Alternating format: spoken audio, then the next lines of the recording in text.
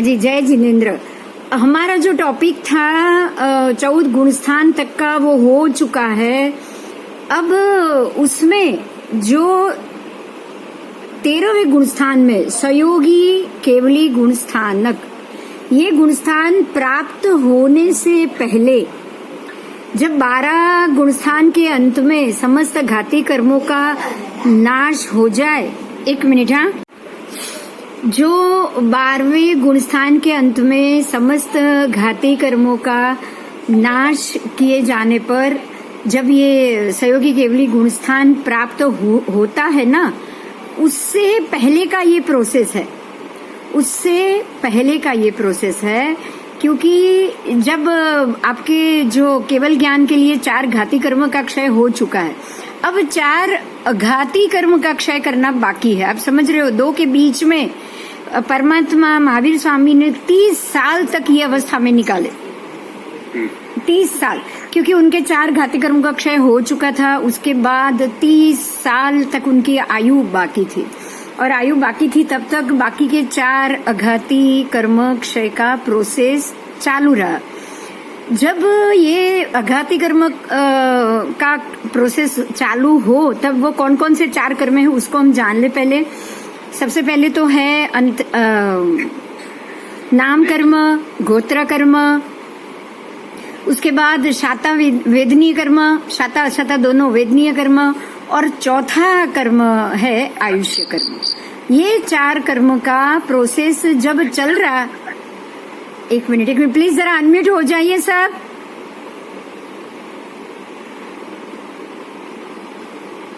आवाज यहां से तो नहीं आया ना, पता नहीं।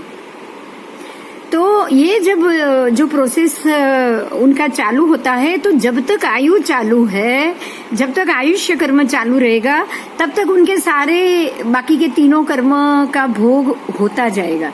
लेकिन जब उनको पता चल जाए कि अब उनका आयु कर्म खत्म होने पे, ऐसा नहीं है कोई भी कर्म कब भी खत्म हो सकता है, क्योंकि जो बांधा है वही भोगना है। जो श्वासोच्छ्वास उन्होंने बांधा है उतने ही उनको भोगने पड़ेंगे। तो जैसे परमात्मा महावीर को ये पता चला कि अब उनका शेष कर्म, आयु कर्म 2 या 3 दिन का ही बाकी है, तब उन्होंने जो उनके बाकी कर्म जो दूसरे बाकी थे उसमें नाम कर्म, खास करके नाम कर्म में उनको बाकी था, नाम कर्म को भोगना, ज्यादा भोगना बाकी था। तो उन्होंने 48 घंटे की देशना दी, उन्होंने 48 घंटे की देशना दी। तो बिल्कुल इसी तरह से किसी भी केवली भगवंत को पता चल जाता है कि आपको ये तो पता है कि 48 घंटे तक की देशना तो कभी चलेगी ही नहीं, व्याख्यान तो कभी इतना लंबा चलेगा ही नहीं। व्याख्यान का कुछ समय होता है, संध्या होने से पहले ये सारी चीज समाप्त हो जाती। लेकिन परमात्मा का नाम कर्म का उदय 48 घंटे तक उनका बोलना, शब्द का उपयोग बाकी था। तो जब तक ये खत्म नहीं होगा, आयु से पहले उनको खत्म करना जरूरी था, तभी उन्होंने 48 घंटे तक की लास्ट देशना दी। बिल्कुल इसी तरह अन्य केवली भगवंत भी अपने आयु कर्म के सामने बाकी के 3 अघाती का तोलमाप करेंगे। उनको करना पड़ेगा कि अभी जितना आयु बाकी है बराबर उसी के वहां तक ही बाकी के 3 कर्मों को उनको लाके रखना पड़ता है। उनको बाकी के 3 कर्म को भी उसके आयु के जितना ही लाकर एक नाप का करना पड़ता है। और इस क्रिया को शैलेशीकरण कहा जाता है। इसी क्रिया को समुद्घात, केवली समुद्घात कहा जाता है। मतलब अब वो शैलेशीकरण की क्रिया करे उससे पहले बराबर 3 या 4 समय का ही ये समय है, ज्यादा समय नहीं है। शैलेशीकरण से पहले जो उनको अपने 4 अघाती कर्म को बिल्कुल एक नाप का करना है, उसके लिए बहुत कम समय होता है। उसको हम अभी ये क्रिया को आगे देखेंगे। लोक अलोक के तीनों काल के समस्त भावों को वो प्रत्यक्ष देख रहे हैं, फिर भी यहाँ उपदेश दान, विहार गमन, आहार ग्रहण आदि प्रवृत्ति यानी कि वचन योग और काय योग चालू है। उनके 4 घाती कर्म के क्षय के बाद उनका वचन योग और काय योग 2 योग चालू है। सिर्फ मन योग खत्म हुआ है। मन योग भी इसी कारण खत्म हुआ कि अब उनकी इच्छा अनिच्छा ही है ही नहीं। इच्छा अनिच्छा ही राग का कारण है। जो हमने सूक्ष्म लोभ जाना था ना, जो सूक्ष्म लोभ का प्रोसेस जाना था ना, ये सूक्ष्म लोभ को सूक्ष्म राग भी कहा गया। इसी बात को मैं फिर से यहाँ 2 मिनट के लिए बोलूंगी कि जो सूक्ष्म लोभ है, लोभ का मतलब ही है मेरी इच्छा या मेरे अंदर के रहे भाव, चाहे वो शुभ भाव हो, प्रशस्त हो, कुछ भी हो। गौतम स्वामी के मन में परमात्मा महावीर से सवाल जवाब करते रहने का उनका भाव या उनकी अपनी इच्छा, बात में हे भगवान हे भगवान हे भगवान जो वो पूछते रहते थे, प्रभु महावीर को पूछते रहते थे। मने प्रयोग ज्ञान के उनके भंडार से भरे हुए होने के बावजूद वो पूछते रहते थे। यही था जो राग था, प्रशस्त राग था, और यही सूक्ष्म संजवलन लोभ कषाय के रूप में रहता है। क्योंकि राग का अर्थ ही मेरी इच्छा हुई। मेरी इच्छा मतलब मेरे अंदर जो इच्छा बाकी है। आपके अंदर इच्छा बाकी है तो समझ लो आपके अंदर लोभ कषाय बाकी, क्योंकि ये लोभ ही है जो मेरी इच्छा को अभी तक उसने खत्म नहीं होने दिया। मेरा मन है इसलिए मुझे ये कार्य करना है, तो आपका मन है इसलिए आप कर रहे हो, मतलब आपके मन में अभी भी कोई इच्छा या कार्य पूरा कराने का लोभ बाकी है। ठीक है, तो ये लोभ कषाय बहुत सूक्ष्म रूप में होता है जो राग के माध्यम से बाहर निकलता है। तो इसी पॉइंट पे हम आगे बढ़ेंगे, क्योंकि मन जब ये लोभ कब खत्म होगा, सूक्ष्म संजवलन कषाय का लोभ कब खत्म होगा, जब आपकी सारी इच्छा, जब आपका मनोयोग खत्म हो जाए। इच्छा खत्म हो गई, मनोयोग खत्म हो जाएगा। क्योंकि मन के जितने भी उपयोग या योग है वो मेरी मर्जी पूरी हो उसी की इच्छा के ऊपर ही निर्भर करता है। अगर आपकी इच्छा खत्म हो गई, आपका मनोयोग बिल्कुल खत्म हो गया। आगे जाएंगे। वचन योग और काय योग चालू है, इसलिए वे सहयोगी केवली कहे जाते हैं। और ये अवस्था में परमात्मा महावीर ने 30 साल तक समय निकाला था। बहुत से अपने महात्मा इसमें बहुत लंबे समय तक के भी निकालते हैं। आपको ये पता है कि जो आदेश्वर दादा, उन्होंने तो 1 लाख पूर्व का समय निकाला हुआ था।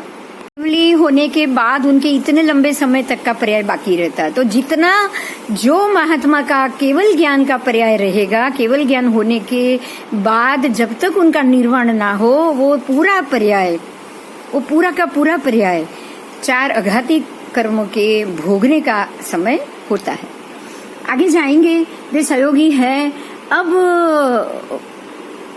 स्थूल समस्त मन वचन काय योग का वो 13वें के अंत में जब वो सहयोगी केवली, जब उनका सब आयुष्य के प्रमाण का आयुष्य का समय एक बार पता चल जाए, तो वो अपने बाकी के 3 कर्मों को बिल्कुल आयु कर्म के सामने उसके स्थिति के बराबर लाकर रख देते हैं। तो वो स्थिति को अभी हम जानेंगे। उसको केवली समुद्घात कहा जाता है। अभी हम वो टॉपिक पे आएंगे। केवल ज्ञान हो चुका है, ये सब हो चुका है, लेकिन केवली समुद्घात जो उन्होंने किया है वो है क्या, उसको हम जानेंगे। पहले हम ये पढ़ेंगे, बाद में वो पिक्चर देखेंगे। जैनागमों में जीव के समुद्घात के 7 प्रकार बताए गए हैं। देखिए, जीव के समुद्घात के टोटल 7 प्रकार होते हैं। तो ये 7 प्रकार के समुद्घात हैं, उसके नाम मैं बोल रही हूँ। वेदना समुद्घात, कषाय समुद्घात, मरण समुद्घात, वैक्रिय समुद्घात और आहारक समुद्घात, फिर तेजस समुद्घात और केवली समुद्घात। ये 7 प्रकार के समुद्घात जीव के कहे गए टोटल। अब इसमें से 1 से 6 समुद्घात छाद्मस्थिक जाने, मतलब छद्मस्थों के द्वारा किया गया समुद्घात होता है। पहले नंबर से लेके 6 नंबर तक, जैसे वेदना, कषाय, मरण, वैक्रिय, आहारक और तेजस, ये जो 6 समुद्घात है वह छद्मस्थ के द्वारा किया गया समुद्घात है। और केवल ज्ञानी भगवंत जब समुद्घात करते हैं उसका नाम केवली समुद्घात कहा जाता है। तो 6 छाद्मस्थिक समुद्घात का अंतर मुहूर्त प्रमाण वाला समय होता है। ये जो 6 छद्मस्थ के द्वारा किए गए समुद्घात होते हैं ना, वो अंतर मुहूर्त तक के प्रमाण में खत्म हो जाते हैं।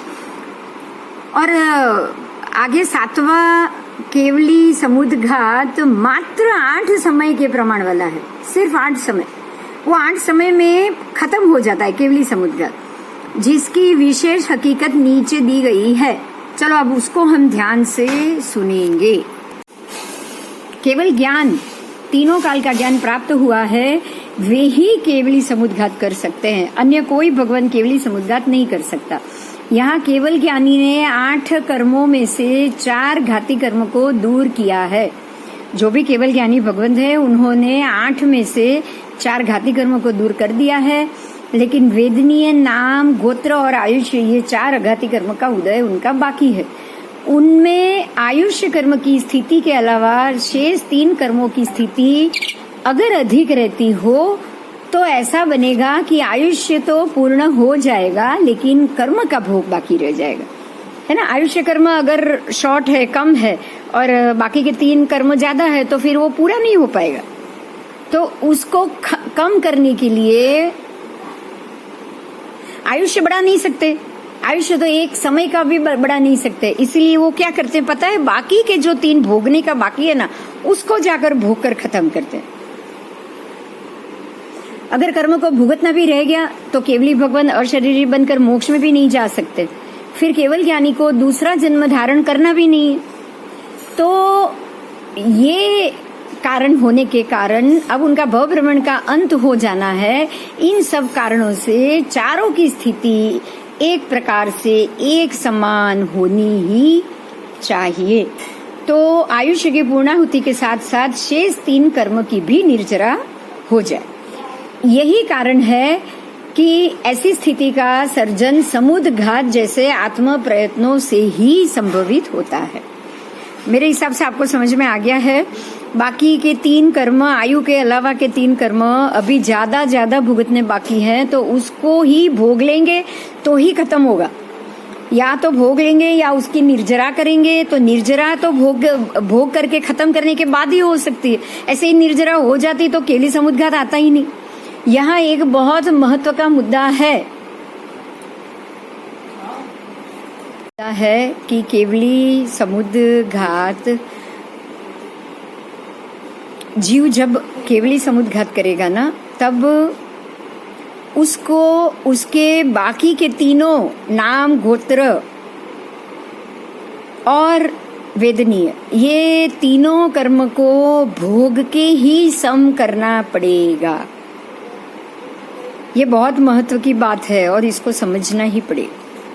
आपको मैंने पहले भी बोला है कि पुद्गल से बंधने वाले सारे कर्म, पुद्गलास्थि काल से बंधने वाले हमारे सारे कर्म हमें निर्जरित करने ही पड़ते हैं, भोगने ही पड़ते हैं।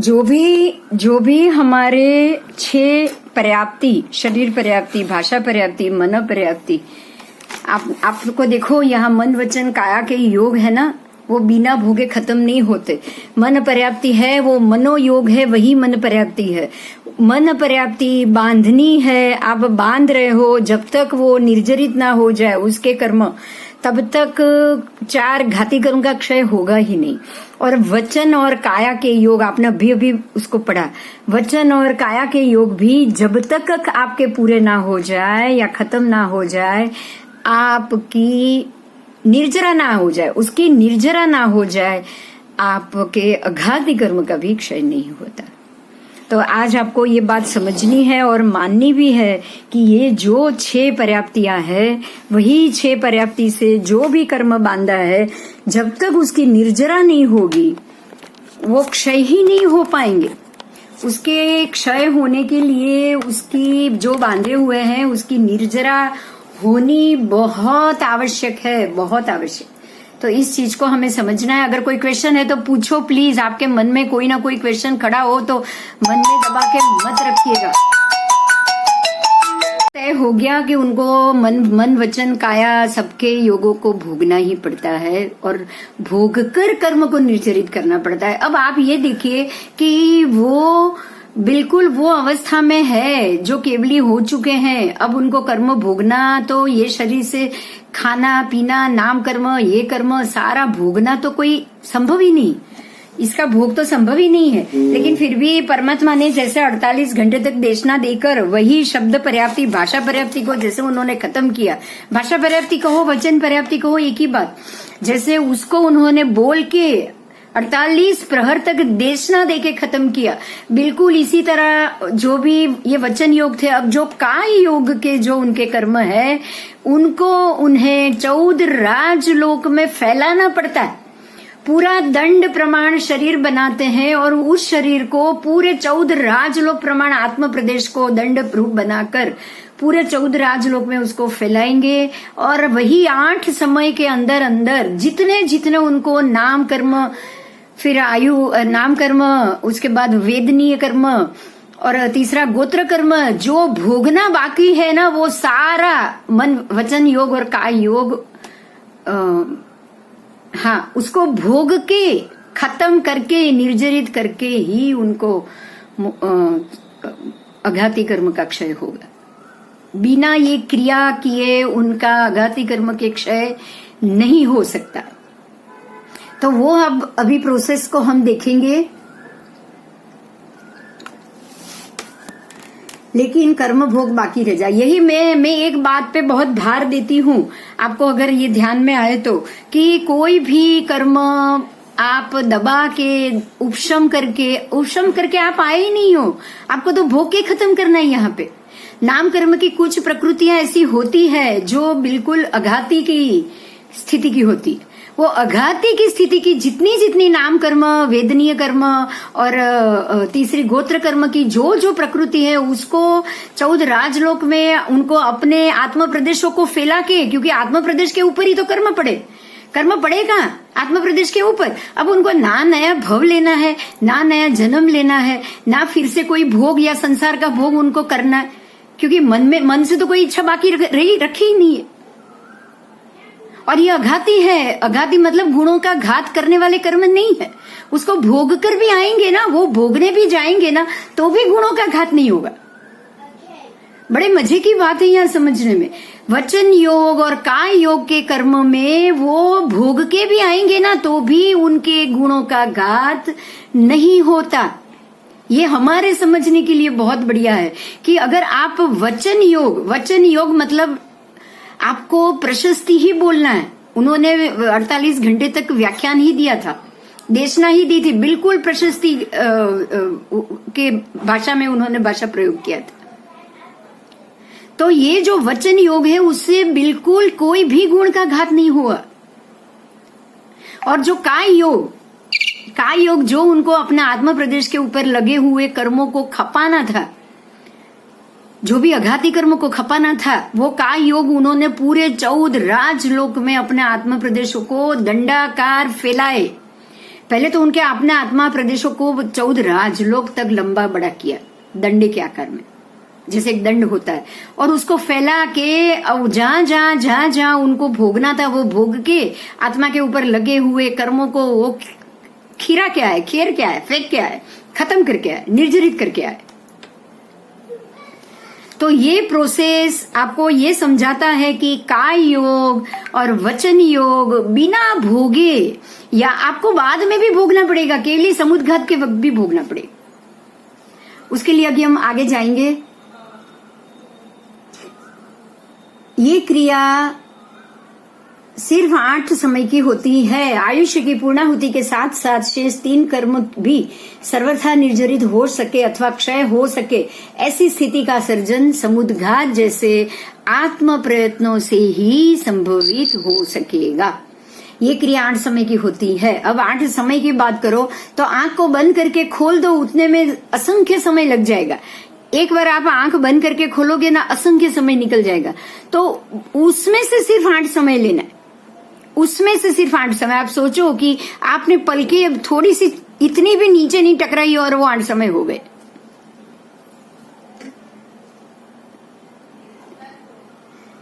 केवली भगवान 3 दीर्घ कर्मों की विषम स्थिति को सम करने के लिए आत्म प्रदेशों को अपने शरीर से बाहर निकालकर पहले समय में ऊर्ध्व दिशा और अधो दिशा के अंत तक 14 राजलोक प्रमाण लंबा और अपने शरीर प्रमाण जितना चौड़ा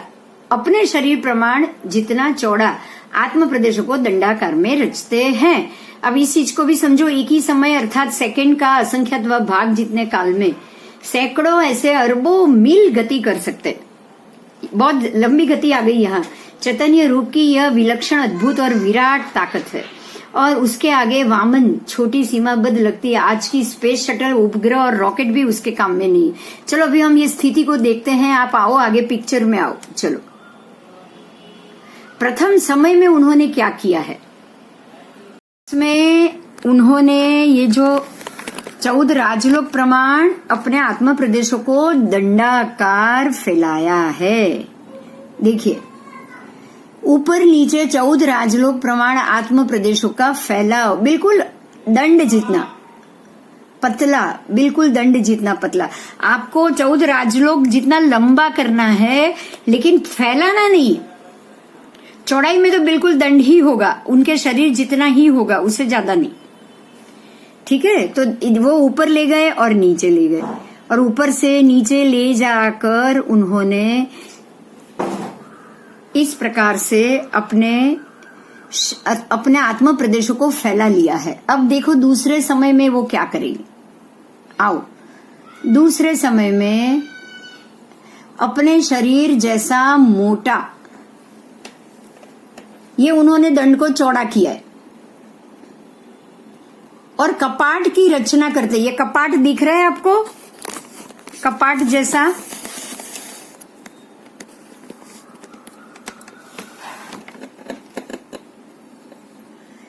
द्वितीय समय में वो कपाट जैसी वो रचना करेंगे। कपाट कैसा होता है, कपाट ऐसी रचना करेंगे।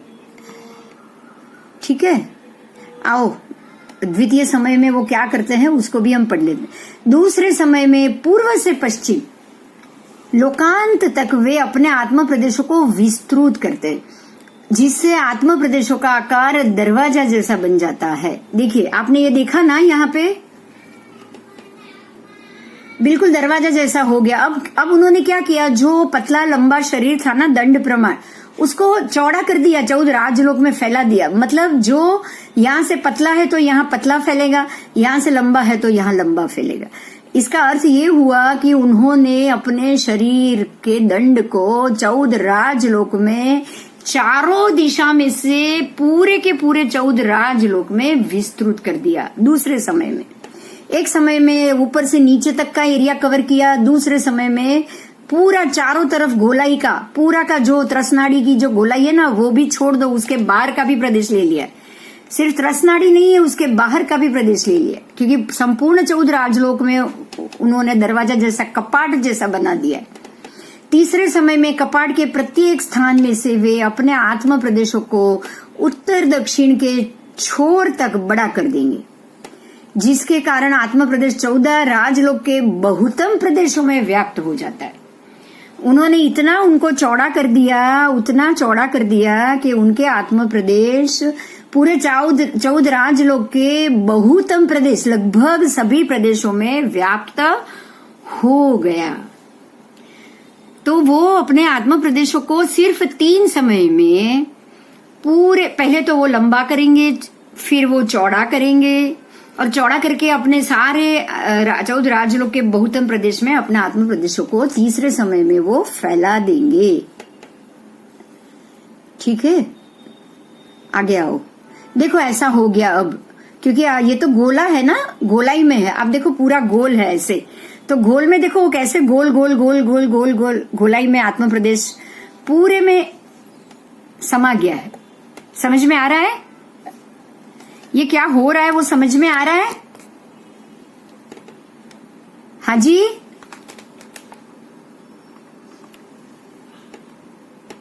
पूरे 14 राजलोक के सभी एरिया में ना सिर्फ त्रसनाड़ी, लेकिन स्वयंभू रमण समुद्र तक की बात हो रही है। स्वयंभू रमण समुद्र तक तो हम ये मानेंगे कि त्रसनाड़ी ही है, लेकिन ये तो त्रसनाड़ी यहाँ स्वयंभू रमण समुद्र, यहाँ पर तो पूरे के पूरे एंड तक चला जाएगा। पूरे एरिया में 14 राजलोक के उन्होंने अपने शरीर को फैला दिया है, इस प्रकार से आत्म प्रदेश को तीसरे समय में। अब देखो यहाँ सारा लिखा हुआ है। प्रथम समय में दंड किया, वो बीच वाली ए लाइन, प्रथम समय में दंड किया, द्वितीय समय में किया कपाट, मतलब ऐसे ऐसे चौड़ा कर दिया कपाट। देखो यहाँ पे है ना लंबा, ऐसे ऐसे ये कपाट कर दिया सारा। तृतीय समय में हुआ मंथान किया, मतलब पूरे बहुतम प्रदेशों में अपने आत्म प्रदेशों को उन्होंने फैला दिया। अब चौथे समय में आत्रा के वो स्थान जहाँ आत्म प्रदेश फैलते ही नहीं है, वहां चौथे समय में आत्म प्रदेश पूरे होते हैं। मतलब आत्रा के जो वो स्थान है जहाँ आत्म प्रदेश फैले नहीं है, आत्मा ये जो डी है ना, डी वो ऐसे वो कुछ स्थान है, डी वाला, सी नहीं, डी वाला कोना वाला, जहाँ पे वो फैले नहीं है, वहां पर भी उन्होंने आत्म प्रदेश को पूरित कर दिया। ये सी तो हो गया है पूरा, ये सारे बीच वाला एरिया सी है, आपको ये सी दिख रहा होगा। सी मतलब सारा बीच का एरिया हो गया, लेकिन जो छोटे छोटे कोने रह गए थे ना डी में, देखो ये आत्रा है, तो उसको भी उन्होंने पूरित कर लिया। आपको ABCD जो लिखा है ना, वो चारों यहां मिल जाएगा, यहाँ पे। समझ में आ रहा है ना? ये मेरा कर्सर है वहां पे, पेज निकल गया।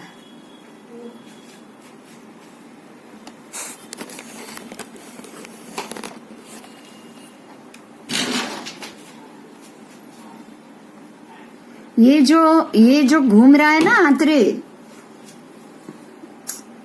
एक सेकंड में, मेरा कर्सर घूम रहा है, दिखाई दे रहा है ना? બધાને પૂછું છું, આ હલ્યા કરે છે ને, આના લીધે હલે છે।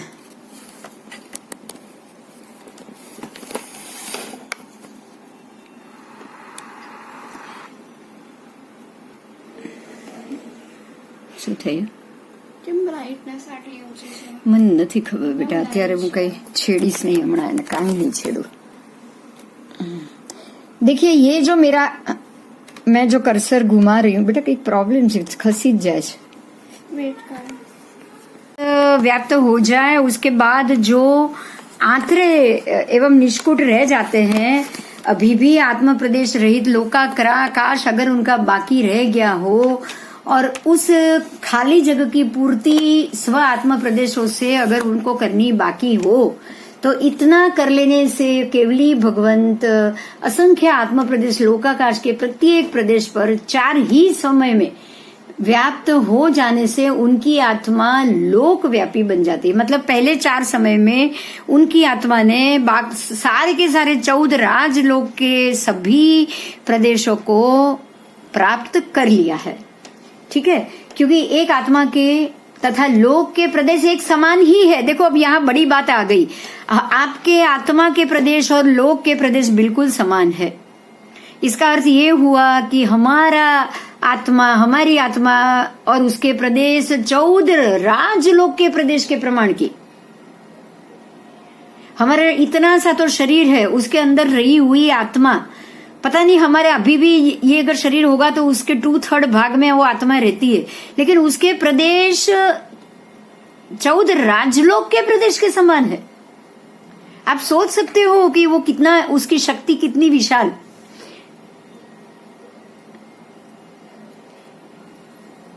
अब बाकी के 5, 6, 7, 8 जो 4 समय रहा, वो 4 समयों में आत्म प्रदेशों का लोकव्यापी जो भी विस्तार होता है, वो उसको पूरा वो समेट लेता है।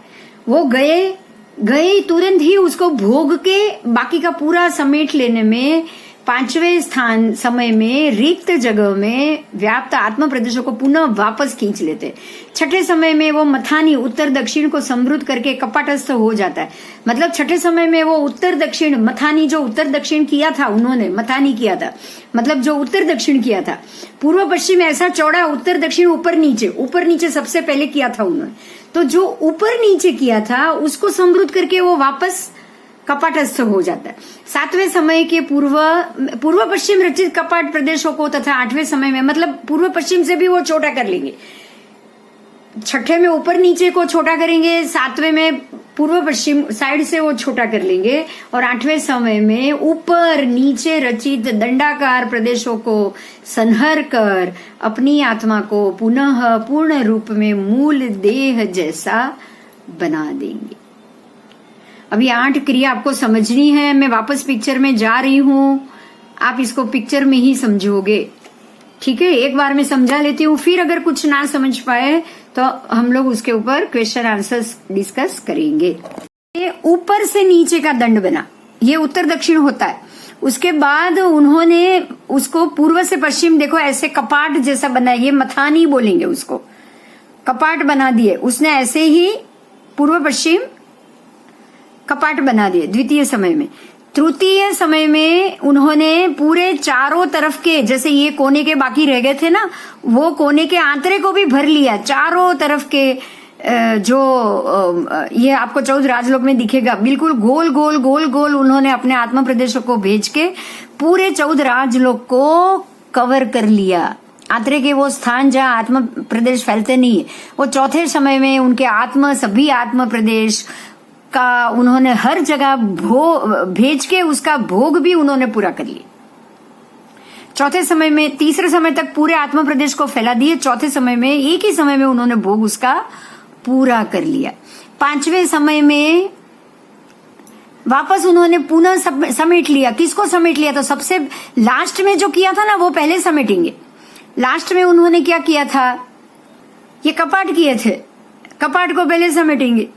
पहले ये कपाट को समेटेंगे, फिर पूर्व पश्चिम के, फिर उत्तर दक्षिण के कपाट को समेटेंगे। जैसे पूर्व पश्चिम किया वैसे उत्तर दक्षिण भी तो कपाट किया था, वो चारों को वो पहले समेटेंगे। 5वें, 6ठे, 7वें समय में वो दंड को ही समेट लेंगे।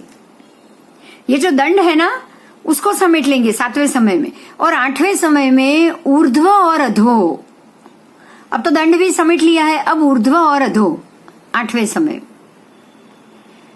ऊर्ध्व और अधो, ऊपर नीचे रचित दंडाकार प्रदेशों को संहर कर सिमट कर अपनी आत्मा को पुनः पूर्ण रूप में मूल देह जैसा वो 8वें समय में बना देंगे। समझ में आ गया? और ये 8 समय में उन्होंने सब भोग भी लिया, और सारा अपना जो भी लगा हुआ कर्म था, जो भी भोगने का कर्म था, वो सब को भोग के उन्होंने निर्जरित कर लिया। फिर चौड़ा करेंगे। हाँ, फिर बाकी के जो जगह है वहाँ पे अंतरा की तरह बनाएंगे। हाँ, और फिर जो बाकी जगह रह जाएगा राजलोक में, उसमें अपना आत्म प्रदेश फैलाव करेंगे। यस। इसी रीति से एक एक करके उल्टा करके, हाँ, बस ये 3 करने के बाद चौथे पे तो अभी उनको चौथे समय में तो भोग करना है। मतलब जो भी उनको कर्म बाकी है उसको भोग कर भोगना भी तो पड़ेगा ना। चौथे में वो भोग कर लेंगे, फिर 5वें से समेटना शुरू करेंगे।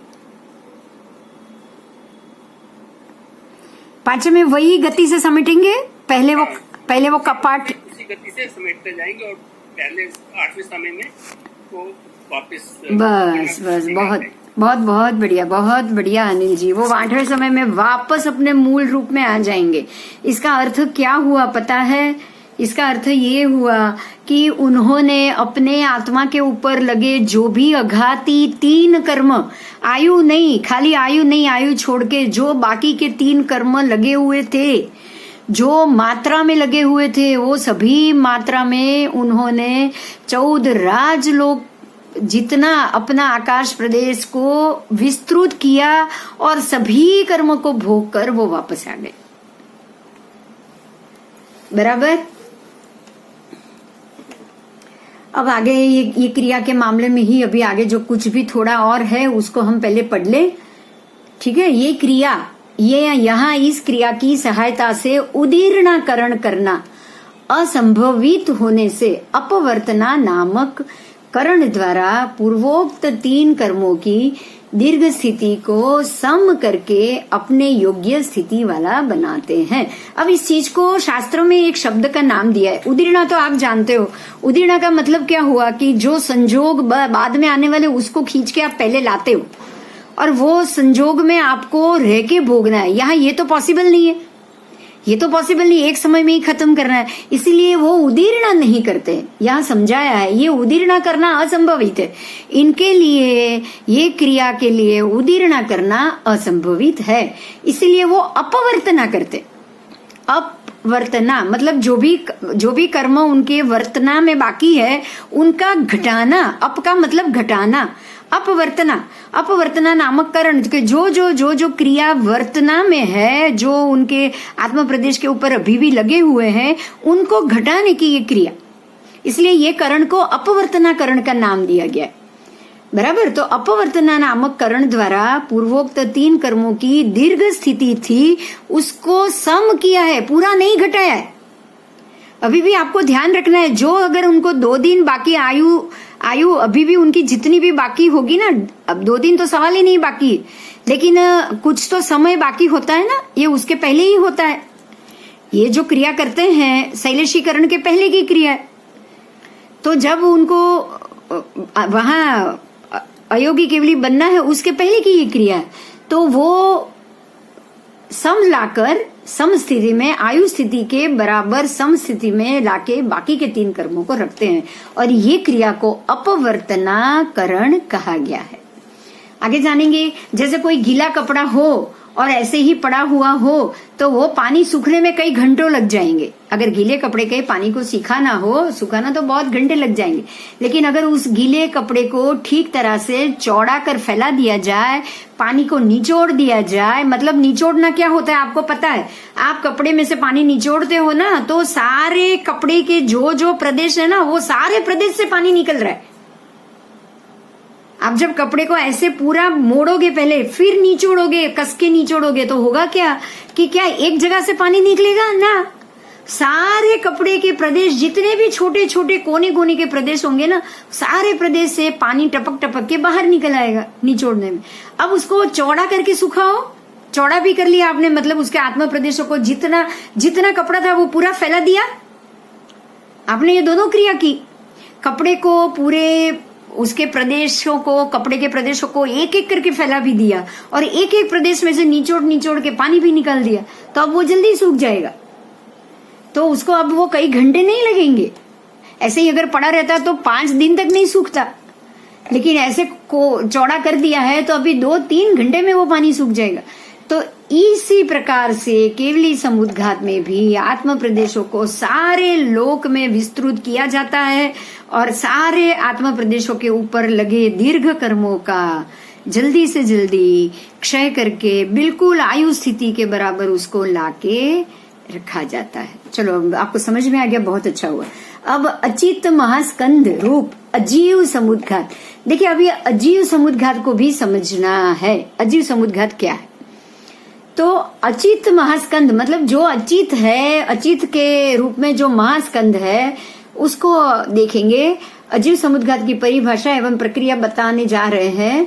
अनंत परमाणुओं से बना हुआ अनंत प्रदेशी कोई स्कंद, अगर कोई स्कंद हो तो अनंत प्रदेशी हो, अनंत परमाणु से बना हुआ हो, तो वो तथा प्रकार के वित्स्रसा बंध, वित्स्रसा, तो वित्स्रसा का मतलब क्या हुआ? तो क्षीणता और अशक्तता, जो क्षीणता वाला है वो ऐसा प्रकार का फल स्वरूप अथवा स्वाभाविक रूप से, या तो स्वाभाविक या वितस्त्रा, 2 बंध है, एक तो विस्तस्त्रा है और दूसरा फल स्वरूप स्वाभाविक बंध।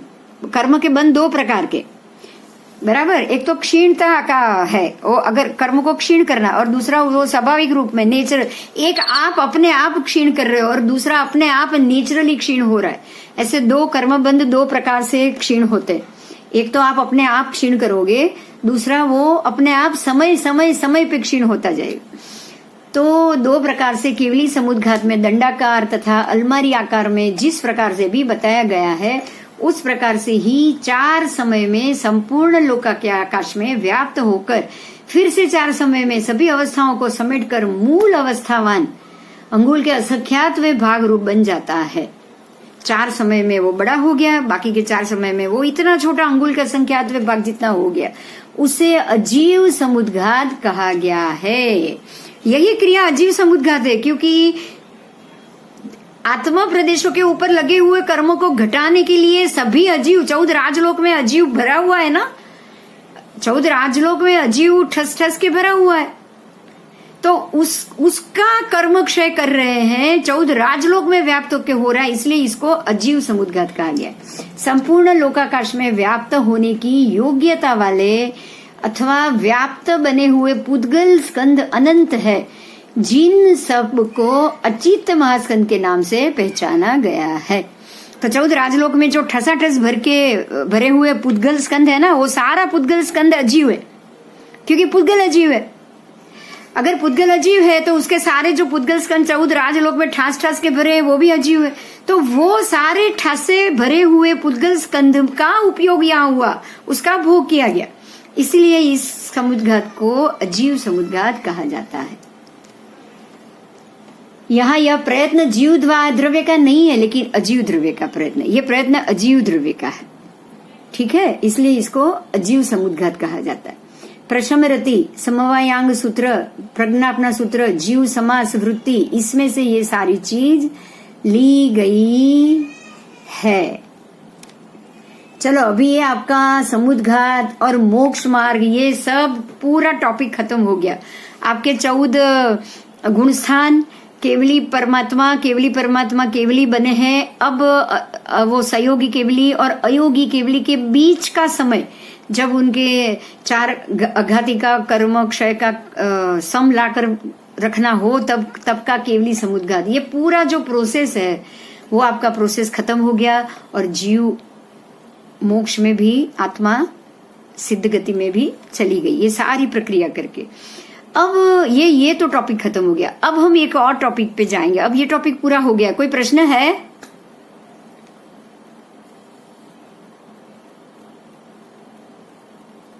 तो अब आगे का जो प्रोसेस है उसमें हम जाएं। बोलो, कोई प्रश्न है तो बोल दो। अभी तो हो गया। ओके, तो अभी जो का टॉपिक है आपका बाद वाला, उसका नाम है विष स्थानक तप। ये बहुत महत्व का मुद्दा है। आपको एक बात ये बता दें कि पूरे उत्सर्पिणी अवसर्पिणी में 1-2 नहीं पर 720 तीर्थंकर परमात्मा होते हैं। उत्सर्पिणी अवसर्पिणी दोनों के मिला के भरत क्षेत्र के और महाविद्य क्षेत्र के 480 और भरत क्षेत्र के भी 480, 240 उत्सर्पिणी के, 240 अवसर्पिणी के, है ना। 205 भरत के, 240 उत्सर्पिणी अवसर्पिणी के, और 5 ऐरावत के भी 240 उत्सर्पिणी अवसर्पिणी, तो वो भी 480 हो गए।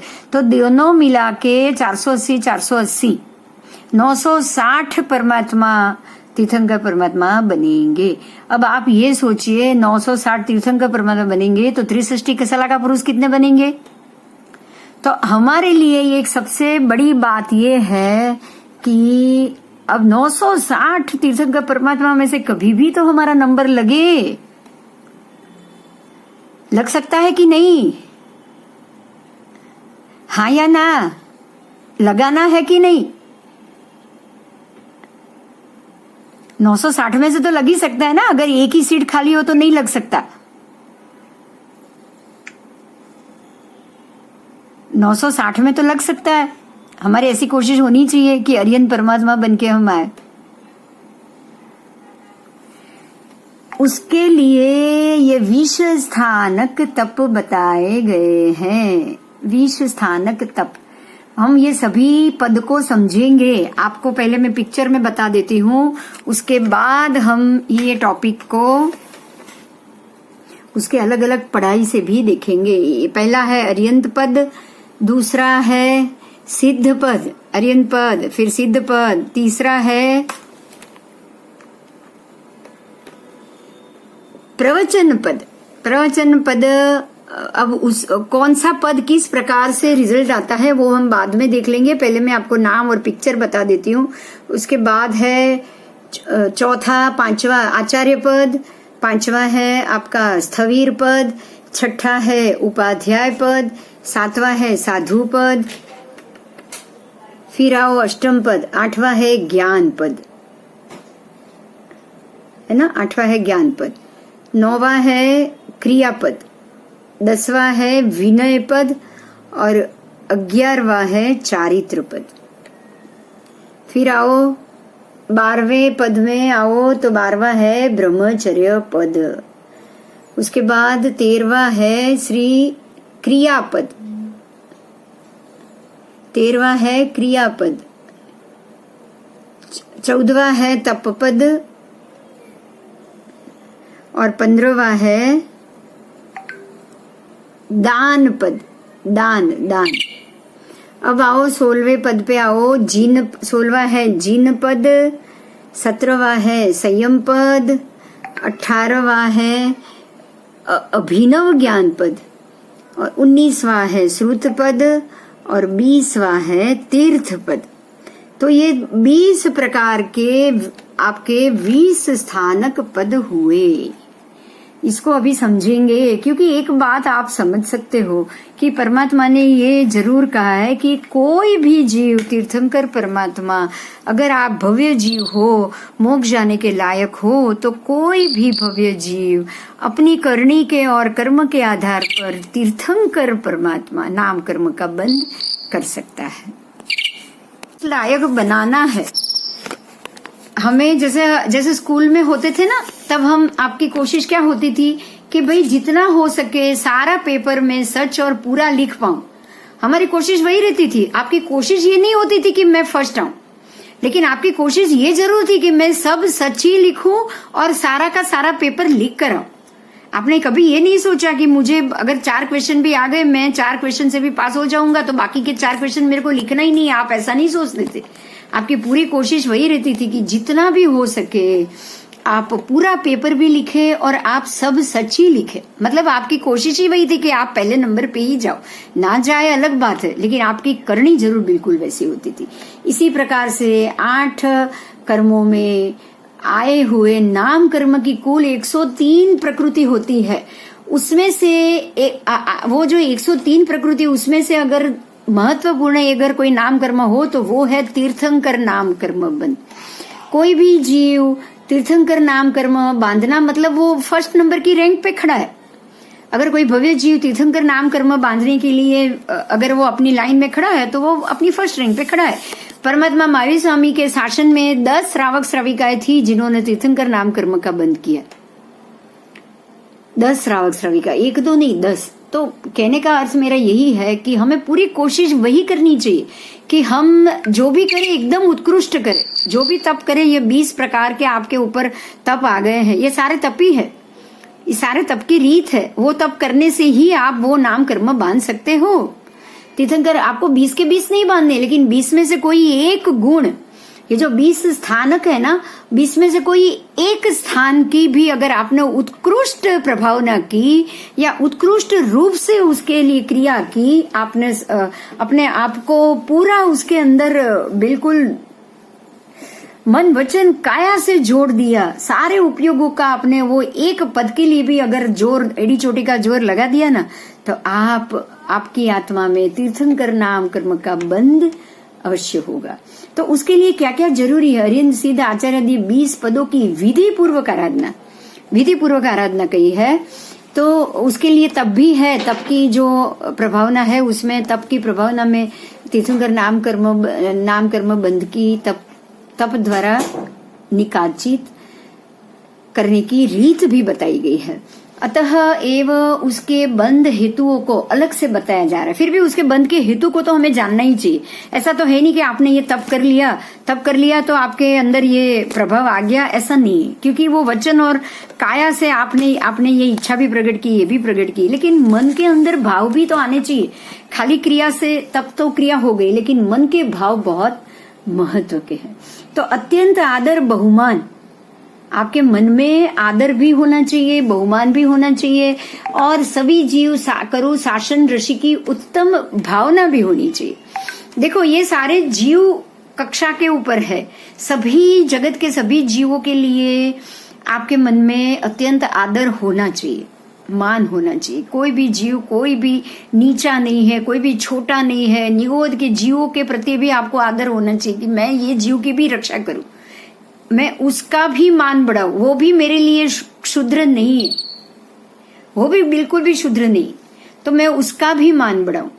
तो ये आपके मन में आदर और बहुमान भाव होना चाहिए। और वो जीव को बचाने की, निगोद के अनंत अनंत जीवों को भी बचाने की और उसको भी शासन ऋषि करने की आपके अंदर उत्तम भावना होनी चाहिए। मन से अगर आप ये तीनों से तैयार ना हो तो कितने भी कर्म से, तप से, ये बहुमान पूर्वक या विधि पूर्वक आपने अगर कितनी भी विधि की हो, अगर मन से आप इसमें सम्मिलित ना हो ना, मन से आप उनकी विराधना करते रहो, आदर अनादर करते रहो, कुछ भी बोलते रहो, बिल्कुल भी आदर बहुमान आप किसी भी जीव के ऊपर ना रखो, तो समझ लो कि आपकी ये क्रिया पूरी विफल जाएगी। ठीक है, तो आदर बहुमान और सभी जीव करो शासन ऋषि की भावना तो मस्ट होनी ही चाहिए, उत्तम भावना। अतएव आगे अरियंत पद घाती कर्मों का नाश करने वाले, इंद्रों आदि से वंदनीय, अनंत दर्शन ज्ञान संपन्न, 34 अतिशय और 35 वाणी के गुणों से युक्त अरियंत गुणों की स्तुति और विनयादि भक्ति करने से आप अरिहंत नाम कर्म बांधोगे। अरियंत पद से आप कैसे बांधोगे? तो अरियंत परमात्मा की जिस प्रकार से लिखा गया है उस प्रकार से आपको विनय, भक्ति, मान, बहुमान करना चाहिए। आपको पता है श्रेणिक राजा ने बहुत किया। श्रेणिक राजा ने अरियंत पद से उन्होंने इतनी ज्यादा परमात्मा की प्रभावना और भावना भावी थी कि बिल्कुल उनके ही जैसे, बिल्कुल उनके ही प्रमाण की आयु, बिल्कुल उनके ही जैसे गुणों, उनका ही नक्षत्र, उनके ही समय, उनके ही समकालीन वो परमात्मा बनेंगे। उतनी ही आयु, उतने ही वही जन्म नक्षत्र, वही च्रवण नक्षत्र, सब वही लेकर आएंगे, क्योंकि उन्होंने अरियंत परमात्मा के अरियंत पद, परमात्मा महावीर के अरियंत पद की उन्होंने बहुत बहुत आदर और बहुमान पूर्वक प्रभावना की थी। आगे जाएंगे सिद्ध पद, समस्त कर्मों को नष्ट करके लोकाग्र पर विराजमान सिद्ध भगवान की भक्ति एवं उनके गुणों का चिंतन करना है। हाँ, कोई कोई जीव ऐसा भी होता है कि वो सिद्ध, क्योंकि वो जानते हैं कि अरियंत परमात्मा तो जब कब बनेंगे, ये काल में तो हम बनेंगे नहीं, और हमको तो इसी आरे में या यही एक ही आ गए कि एक ही जन्म में, अगर हम भरत में भी आ गए ना, जन्म लेना बाकी हो ना, तो यहीं से भी मोक्ष चले जाए। इसलिए वो कोई अरियंत परमात्मा की राह नहीं देखेंगे। वो बोलेंगे अगर कोई भी सिद्ध, अभी भी सिद्ध भगवंतों की भी अगर पूजा प्रभावना करने से मोक्ष होता है तो हमारा मोक्ष हो जाए। तो सिद्ध पद की ऐसे चिंतन करने से। उसके बाद है प्रवचन पद। अब बाकी की चीजों को हमें समझना पड़ेगा ताकि हमें पता चले, कि हमें भी मालूम पड़े कि हमें कौन कौन से कर्मों को भविष्य में करना चाहिए। ठीक है, कौन से कर्म करने से आप तीर्थंकर नाम कर्म तक पहुंच सकते हो। तो प्रवचन पद में क्या लिखा है? तो द्वादशांगी रूप श्रुत की भक्ति करने से। द्वादशांगी का मतलब क्या हुआ? तो जो आगम ग्रंथ है, जो आगम की भाषा परिभाषा है, वो उसके जो श्रुत है, आपको उसकी भक्ति करनी। ठीक है, तो जो प्रवचन पद मतलब जो भी आगम ग्रंथ है, आगम की भाषा, द्वादशांगी तो वही है आगम, 12 अंग का मतलब ही तो वो द्वादशांगी, जो भी आपके 12 अंग है। और उसमें से प्रवचन, हमारे हाथ में जो कल्प सूत्र की जो रचना की थी, वो एक आगम ग्रंथ में से कल्प सूत्र बनाकर हमारे सामने प्रस्तुत किया गया है। और जो आगम ग्रंथ है वो द्वादशांगी से ही उसका उद्योत किया गया है। तो हम बिल्कुल आगम ग्रंथों को इसमें मानेंगे। तो उसकी भक्ति करने से, श्रुत की भक्ति करने से, या उसका प्रवचन करने से, प्रवचन पद है, उसका फैलावा करने से, उसकी विनयादि भक्ति, उसका श्रुत के माध्यम से उसका प्रचार करने से, बराबर, उसमें प्रवचन पद का ज्यादा बंध होता है और प्रवचन पद के माध्यम से तीर्थंकर नाम कर्म का बंध होता है। उसके बाद है आचार्य पद, 36 गुणों के धारक आचार्य महाराज की भक्ति और उनके गुणानुवाद एवं आहार वस्त्रादि द्वारा उत्कृष्ट भक्ति करने से। पर आपको पता होगा कि जो कृष्ण राजा ने जो तीर्थंकर नाम कर्म का जब बंद किया उस वक्त, तब उन्होंने 18,000 साधु भगवंतों की भक्ति करके किया था। ठीक है, तो वो अभी आ रहा है स्थवीर पद, जाति वय स्थवीर, 60 वर्ष की उम्र से अधिक, श्रुत स्थवीर, ठाणांग और समवायंग सूत्र के धारक तथा पर्याय स्थवीर, 20 वर्ष की दीक्षा पर्याय वाले की भक्ति स्तुति वंदना आदि करने से, उनकी भी भक्ति या करो या स्तुति करो या वंदन करो, उनके प्रति मान बहुमान रखो, तब भी आप स्थवीर पद से भी उसकी आराधना कर सकते हो। उसके बाद आता है उपाध्याय पद, बहुश्रुत सूत्र अर्थ तदुभय युक्त गुरु भगवान की भक्ति करने से। फिर साधु पद, पंच महाव्रतधारी, 22 परिचय को सहन करने वाले साधु के 27 गुण धारक। हाँ जी, हाँ बोलो।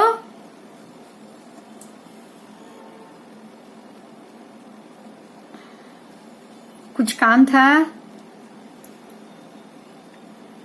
बहुश्रुत ज्ञान, बहुश्रुत तो हो गया।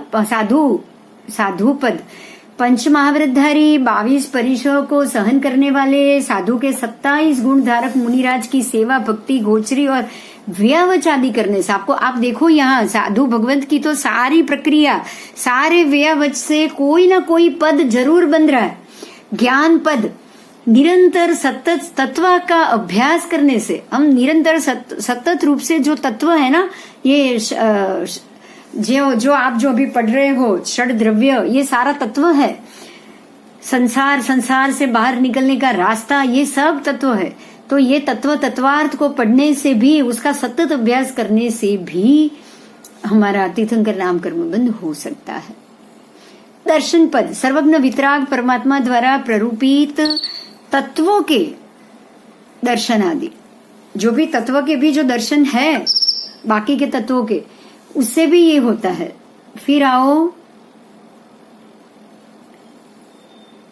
हाँ, सर्वज्ञ वितराग परमात्मा द्वारा प्ररूपित तत्वों के यथार्थ स्वरूप को समझ मानने से, देव गुरु धर्म पर सच्ची श्रद्धा रखने से एवं सम्यकत्व का निरतिचार पालन, अतिचार रहित पालन। निरतिचार का मतलब है अतिचार रहित, उसमें कोई सम्यकत्व में कोई अतिचार ना हो, इतनी शुद्धि से सम्यकत्व का पालन करने से ये आपका ये गुण अवश्य बंधता है।